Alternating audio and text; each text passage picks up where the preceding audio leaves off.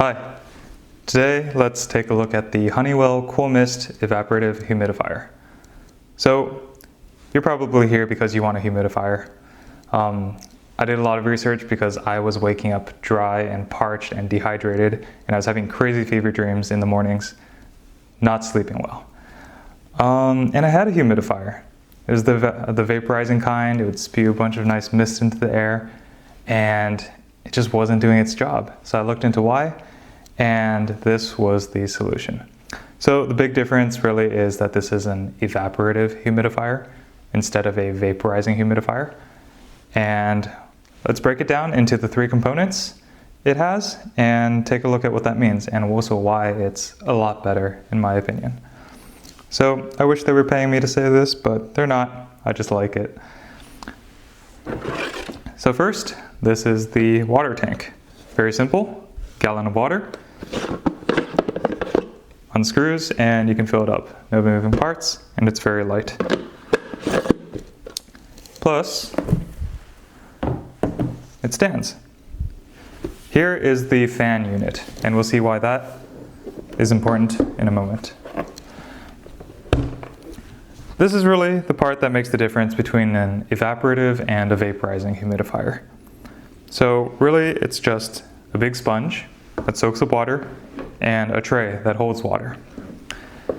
How an evaporative humidifier works is the fan will suck up air through the sponge so that the air gets hydrated as it goes through the sponge with all the water. That gets put out into the air and humidifies the room. So the difference is that a vaporizing humidifier actually has a little unit that vibrates the water, so it turns into a bunch of millions of tiny water droplets.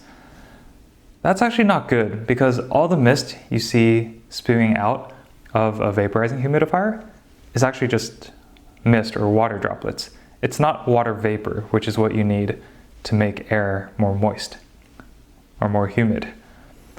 Water vapor, by definition, is actually invisible. So everything you see coming out of your standard humidifier is not really going into the air. It's going onto your stuff, onto your floor, and the bad part about that is, well, tap water, or whatever you use, tends to have minerals.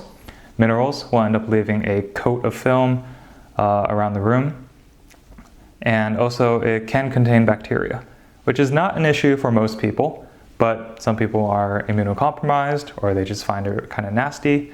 So they might buy distilled water, and just buying distilled water all the time just to refill your humidifier every day is pretty expensive. So this is different because minerals, bacteria, they don't get soaked up into the sponge, just the water. Or rather, what does get soaked up does not get evaporated off because only water is really evaporating here. So let's take another look real quick. This is an ultraviolet light, by the way. It shines on the water just to disinfect it a little bit more as it flows through. Simple assembly. And the water tank goes in every time you refill it, just like that. There are three settings: high, medium, low. As you can see, it's very quiet. I have it running on low right now. So you won't actually see anything coming out of here, which means, like we just talked about, it's actually working. So I like it a lot because it's so simple and so effective. The quietness is also a huge factor. When I'm working or when I'm sleeping, it's a lot better. Plus, the switch is mechanical, so if you want, you can hook it up to a smart outlet and have it turn on maybe at like 2 a.m. so that it doesn't bother you while you're trying to sleep, while you're trying to fall asleep. Yeah, after using it, my sleep has improved a lot. Get an hour and a half of deep sleep, that's really the goal.